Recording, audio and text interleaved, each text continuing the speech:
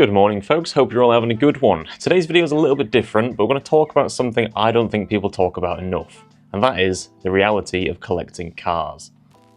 You see, social media and influencers will have you believe that owning multiple cars is fun, it's attainable, it's somewhat practical, and it's something you should do if you want to be considered a real car enthusiast. I'm here to tell you that's absolute shit. My name's Jason, welcome to the Driver's Den. It's always been quite a glamorous thing to own multiple cars, you know, to have a car for any occasion, to have a huge selection of toys that you can choose to play with on any given day. It's quite desirable for car enthusiasts, but for the younger ones, maybe the less experienced or the more impressionable, I think it can lead you down a very slippery slope. For example, let's imagine you finally bought yourself that fun car you've always wanted. Life's great, but you can't really take this to work because, I mean, it's not practical. So you should probably get a daily driver, right? Something economical, spacious, a bit more practical. That seems logical. 2 cars, yeah, that's not bad. Ooh, but then all your friends they're off to the racetrack this weekend and they've been building track cars for a while now and it looks really fun. Track cars are cheap as well. You can just pick up a shell and modify it a little bit. Yeah, you know what? I'm going to build a track car. I'm going to go on Marketplace and I'll sort something out. That'll be cool. How am I going to get it to the racetrack though? And winter is coming, to be honest. Bad weather's on the way. That's what the weather forecast has been saying. So maybe I should get myself a 4x4 as well. Yeah, that seems like a good shout. Oh, hang on. Hello? You won't believe it. There's a rusty MX-5 down the road and he doesn't want much money for it and apparently it's an awesome little project. I think I'll get one of those so I can tinker with it over the winter. And that's quite a realistic example of how it can all snowball. Before you know it, you've got enough logbooks to open a dealership and your neighbours hate you for taking up all the street parking, but at least you've got a cool collection of cars. That's great, right?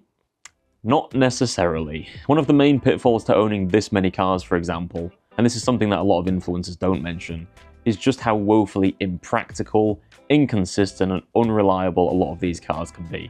Let's go and look at my own collection of cars for an example, shall we? For starters, this is my 2006 R53 Mini Cooper S. I spent a small fortune on it in the past, got it back on the road, and in the last video I fixed the misfire, took it for a drive, and I thought, hey, I'm going to start daily driving this thing because I need to fall back in love with it, I need to make a decision on it, and it was running great. 3 days ago, it went bang. It's been 1 day since I made my video complaining about the Mini and how it's always breaking down, and guess what it's done today? Yay! And it's now in limp mode, I can't drive it, it's got no power, and it sounds like absolute death. I've not had a chance to diagnose why it's broken. All I know is it is broken, so I can't use it. But, oh, at least I've got my Civic. If you've followed me for a while, you'll know this thing has been incredibly reliable. It's currently running fantastic, it's even got fuel in it. But, unfortunately, this thing really desperately needs a set of front tyres. So unless I fancy risking points on my licence or crashing it into a ditch, I can't really use the car, which is fine because I'd planned on using the Mini as my daily driver. That's why I'd not bought tyres for this.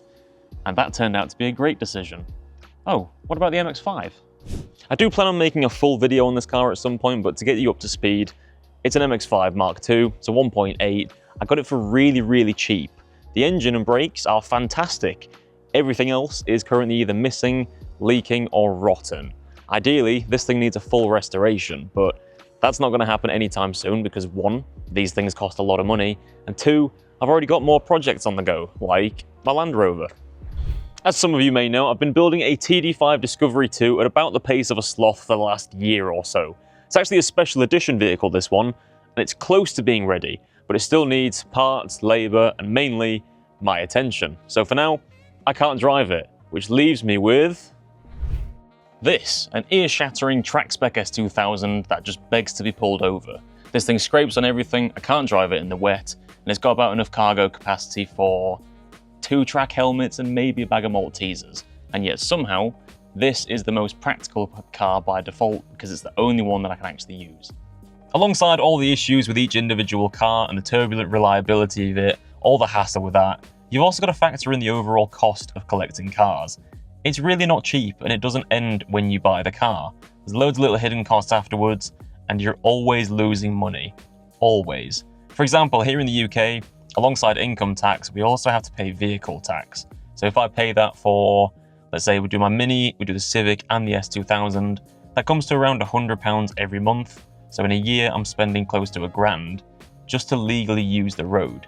So that could be parked on the street, or it could be actually driving on the roads. I spend £1,000, which is a lot of money. I could mess around getting refunds for the months that I don't use and such, but at the end of the day, before I do anything with my car, I have to pay that amount of money. After that, you've then got insurance and just normal running costs, which bring my monthly spend on cars closer to £500 a month, which, if I stack it up against the food shopping that my wife and I do, it's pretty much equal, which is pretty astonishing. And then you've got to do repairs, your detailing, and then you might want to do some modifications and upgrades. So before you know it, you're spending over half your income every month on cars, just to have a car collection that someone on the internet might be mildly impressed by. Don't get me wrong, it's not all doom and gloom. I like having the selection of cars when they're working. I like looking back on them as accomplishments, and I get a little bit of pride from them. And it works quite well in the sense of what I do for content. But if I wasn't doing this whole YouTube thing or trying to make it work, I think owning this many cars is just really not practical at all. It's probably quite a foolish decision from a financial standpoint, at least. I'm also not saying you shouldn't collect cars, especially if you're in a financial position to do so. It's quite fun, and it probably makes sense as long as you can afford it sensibly. But I think the internet seems to sugarcoat things, gives everyone this false idea that it's something you should be aiming towards. Believe me when I say this, owning multiple cars isn't for everyone. It requires a lot, it's not practical, and trust me when I say this, you really don't need to own multiple cars in order to be considered a serious and true car enthusiast. At least not by anyone that matters.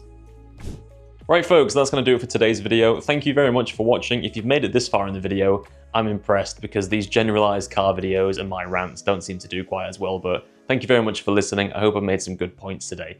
I do have some very cool videos on the way. I've got a massive pile of Civic parts down there that I'm staring at that I can't show you because it ruins the surprise. But yeah, I've got some cool stuff on the way, so if you want to see that, feel free to subscribe, drop a like on the video, and also comment some advice down below for car enthusiasts. It can be just some generalized advice, it can be advice about your own experiences, it can be lessons on how to collect cars, how not to do things, mistakes to avoid, pretty much anything. Yeah, let's help some people out. Thank you for watching, take it easy. A woman walked by while I was having that little monologue, and that was really embarrassing. Really embarrassing. Oh god, there's all sorts of wildlife in here. I feel like Bear Grylls.